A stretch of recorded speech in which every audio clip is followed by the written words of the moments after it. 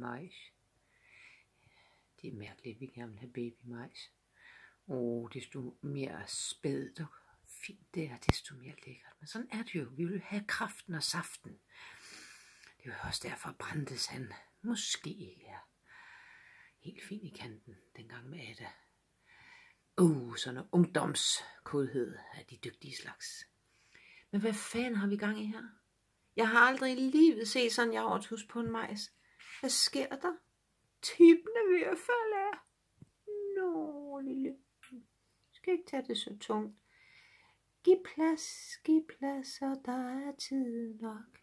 Så kan vi alle elske hinanden. Giv plads. Og så hvis der er nogen teenager, der er i tvivl, så er roden faktisk også spændende.